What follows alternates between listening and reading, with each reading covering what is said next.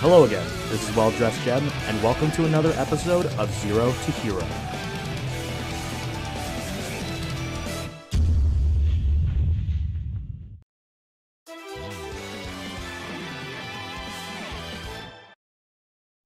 What's up, guys? Welcome back to another episode of Zero to Hero, where I just ramble on about online play, how to get into new fighting games, and try to promote the discussion with different fighting games. So, let's start this episode with something I meant to touch upon last episode, and that is choosing your character. There are many different ways to choose a character, but let's start with basic design. Like, you look at the character, and I don't know, something about them, how they look, what weapon they have, or maybe just how they stand in neutral, like they're not moving, their idle animation. That just calls out to you. Like, I remember Mike Ross was saying something about Venom, saying, Venom is my character, he's blind, he plays pool, I'm picking him. So really, that's just one way of picking the character, since you just look at the character, and you're just kind of thinking, how does this cool-looking guy play? What kind of special moves do they have? You see a character like Hawamaru from Samurai Shodown, you just like how he looks, that long hair calls out to you. I mean, the first time I saw Rock or Geese Howard's Raging Storm for KOF, I thought it was exciting. Punches the ground, all of a sudden all these like sparkle effects come out of nowhere. Or maybe you see Siegfried from Soul Calibur, his giant sword, you're thinking, whoa, giant swords? That's awesome. Or maybe even in like a crossover fighting game with like various IPs, you see a character you enjoy as a playable fighter. Like, for example, we have Cross Tag playing in the background right now. Maybe you're a huge fan of Ruby, and you're just thinking, wow, like, that's cool. Or like, you're a huge fan of Persona 4, and you play Persona 4 Arena, and you're like, oh man, like, Kanji was my favorite character, I'll pick them. A lot of people I know are fans of the Soul Calibur series because of 2 and how the GameCube version had Link as a playable character. So there's a lot that can be drawn to a character with either design, you know them from other franchises, they have like a special move that you think is cool. So basic design can really drag you far. I remember I know like a couple people might like disagree, be like, no, like, I don't think so. It's like, no, like, I have to disagree. Like, sometimes, how a character looks is your first step into picking that character. Another way to look at this, though, is, along with that, and this is especially for, like, seasoned, I guess, veteran fighting game players. The first part was, I guess, for, like, more newbies, like, they are just fresh, they want to try a new series. This one's for more veteran. It's through character loyalty, which is that when you play a series for a while, you pick a character that you played for a while, and when they return in a game sequel, you're probably immediately going to gravitate towards the character since you know how they play to a degree, and maybe you can check whether or not you like those changes that they made for that character. I knew some people who didn't want to pick up Fighting EX Layer until, Polen Pernum and Volcano Rosso were in the game. And they just wanted to see that character, and they wanted to see that character get announced, like, and immediately get released, because they played that character a long time ago in the previous EX series. They just want to see how that character plays in a new engine, or maybe even new gameplay. I remember when I was at a local a couple of months ago, I met a guy who was primarily a Geese main. So I asked him, like, why did you pick Geese? And he said, Geese is one of my favorite characters from King of Fighters. I'm a huge King of Fighters player, and I honestly wanted to see how Geese Howard would play in the new Tekken game. Like, he's a 2D character, and all of a sudden he's 3D, he has the ability to sidestep and all that good jazz. It goes to show that one's love for a character can reach different dimensions. I mean, it got a guy to go from a 2D fighter to a 3D fighter, so I think that's reaching through different dimensions. So, now that I managed to mention a couple of ways to get into picking your character, let's move on to what has you stay to that character. The number one thing I look into is that character fun? This kind of goes to like the first idea of picking a character. Like, do they look cool in gameplay? Like, for example, when I play Xiaoyu in Tekken, I enjoy dodging around and dancing around my opponent. I find it fun using her evasion to my advantage. Or maybe it's just so satisfying to land that Dante combo in Marvel, whether it be Ultimate or Infinite. Or even in a team-based game, you like how all those characters synergize together, and it's satisfying and fun to just hit that big combo that you've been working on. I think you're kind of noticing what I'm poking at, and that's if you're having fun with that character at all, you know, or characters in this team-based fighting game. See, how I kind of look at it is like, that character is like your partner in crime. You know, if you have no chemistry with your character, and you can't figure out how that character works, well, maybe it's time to, like, look for another character, and that's no problem. That's, you know, that character that you tried is not the only character in the game. There's plenty more, and at least 10 more characters in every fighting game, you know?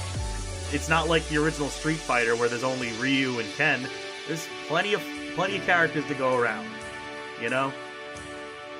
So, the best thing is just keep trying to find a character that suits you, your playstyle, your interests, or just what you like seeing. Now for the too long didn't read portion of this, to sum this all up, is when you pick a character, the first thing you're probably going to look at, especially if you don't know the fighting game, is their design. Do they look cool? Do they have a special weapon that you think is awesome? Does their stance in gameplay look cool? Or maybe you played a character for a long time, which is through character loyalty. You just want to stick with that character. The character's always been, like, I guess, a part of you, to say in an exaggerated tone. Those are the two major ways I look at picking a character, essentially. You played a character for either like how they look, or you played a character for a long time. And moving on to what keeps you playing that character is, are they fun? Fighting games, video games are supposed to be fun. It's a game, you know? You're supposed to have, like, a lot of fun playing those games. And if the character isn't fun for you, you know, it might be in your better interest to switch off that character, try a new character.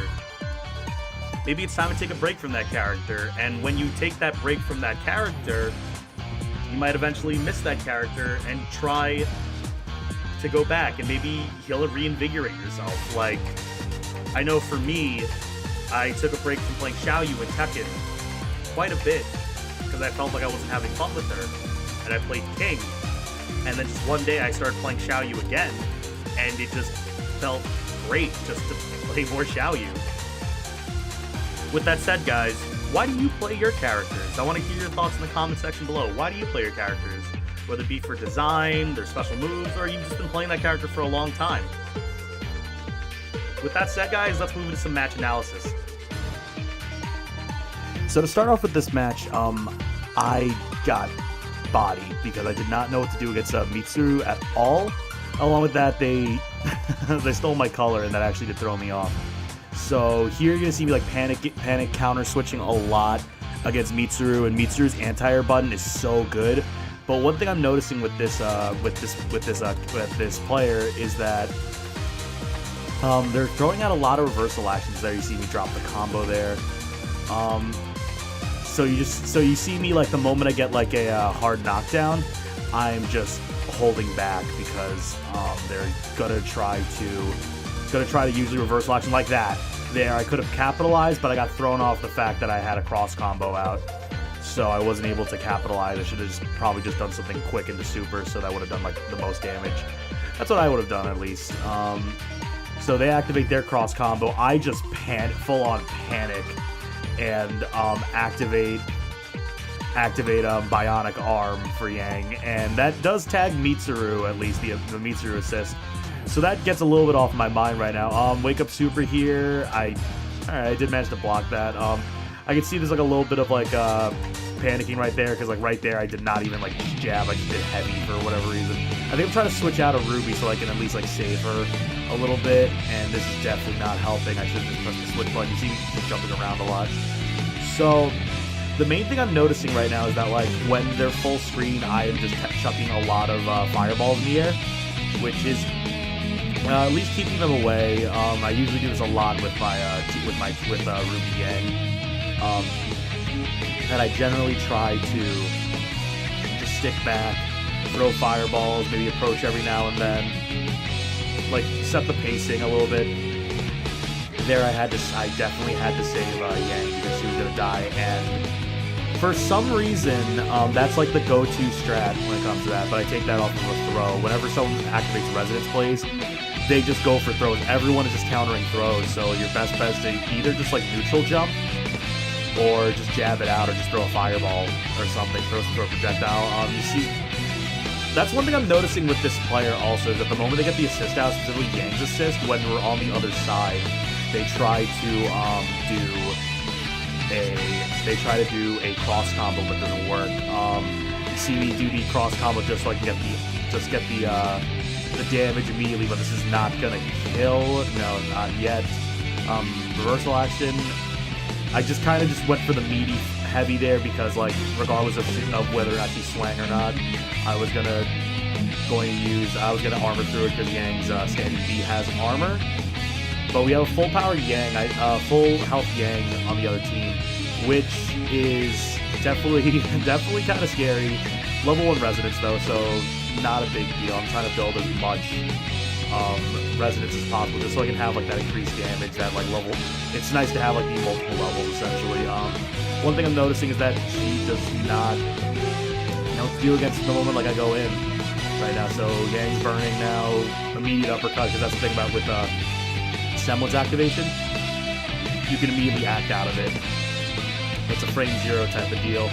So now I got the level 4. I'm just trying to like lock down with the Yang assist as much as possible because Ruby's hitboxes are godlike, and I managed to take it with that air exchange. So that's going to be it for today's episode of Zero to Hero. Thank you guys for watching. Remember to like, favorite, subscribe, and I'll catch you guys next Tuesday for another episode of Zero to Hero. Thanks, guys.